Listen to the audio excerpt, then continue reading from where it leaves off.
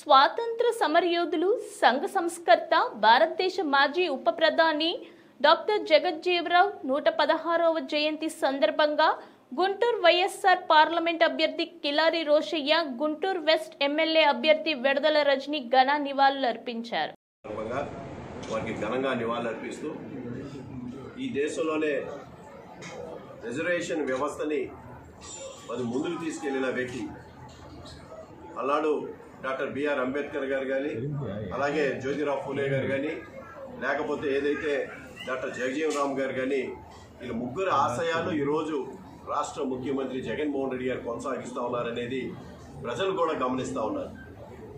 ఈరోజు సామాజికంగా, రాజకీయంగా, ఆర్థికంగా ఆంధ్ర రాష్ట్రంలో పేద బడుగు వర్గ ప్రజలందరూ కూడా పేదరిక నిర్మూలన చేసే కార్యక్రమం పెద్ద ఎత్తున సంక్షేమం ద్వారా జగన్మోహన్ రెడ్డి గారు ఏ విధంగా చేస్తూ ఉన్నారు, ఏ విధంగా ఈ రాష్ట్రంలో పేదరిక నిర్మూలన గతం కన్నా మెరుగ్గా గతంలో 11% నుంచి ఈరోజు 6%కి పేదరిక నిర్మూలన ఏ విధంగా జరుగుతుందో ఈరోజు ప్రజలందరూ కూడా గమనిస్తూ ఉన్నారు. అందుకనే ఈ రాష్ట్రంలో సామాజిక న్యాయం ఏదైతే గౌరవ ముఖ్యమంత్రి జగన్మోహన్ రెడ్డి గారు రేపు జరగబోయే ఎలక్షన్స్లో 175 అసెంబ్లీ సీట్లు, 25 పార్లమెంట్ సీట్లు, మొత్తం 200 సీట్లకు గాను 100 సీట్లు బీసీ ఎస్సీ ఎస్టీ మైనార్టీకి 100 సీట్లు కేటాయించారంటే సామాజిక న్యాయం ఏ విధంగా పాటిస్తూ ఉన్నారో మనందరం కూడా చూస్తూ ఉన్నాం.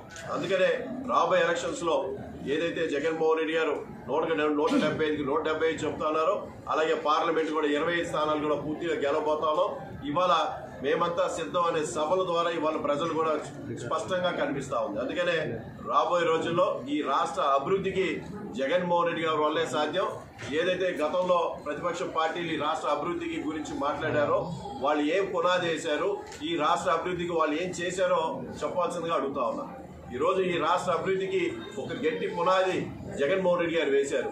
విద్యా వ్యవస్థలో ద్వారా కానీ, వ్యవసాయ రంగంలో కానీ, లేదా ఆరోగ్య రంగంలో కానీ, లేదా పరిపాలనా విధానంలో ఈరోజు తీసుకొచ్చిన విప్లవాత్మకమైన మార్పులు చంద్రబాబు నాయుడు తీసుకొచ్చాడా అని అడుగుతా ఉన్నారు. అందుకని ఈ రాష్ట్ర అభివృద్ధికి జగన్మోహన్ రెడ్డి గారు పునాదులు వేశారు. రాబోయే సంవత్సరాల్లో ఈ రాష్ట్రం మరి దేశంలోనే అత్యుత్తమైన రాష్ట్రంలో నిలబడబోతా ఉంది. ఇదంతా కూడా ప్రజలు గమనిస్తూ ఉన్నారు. ఎందుకంటే ఉట్టి మాటలు, తప్పుడు ప్రచారాలు, దుష్ప్రచారాలతో బతుకుతున్న ఈ కూటమిని తప్పకుండా ప్రజలు ఓడిస్తారని చెప్పి ఈ సందర్భంగా తెలియజేస్తా ఉన్నారు.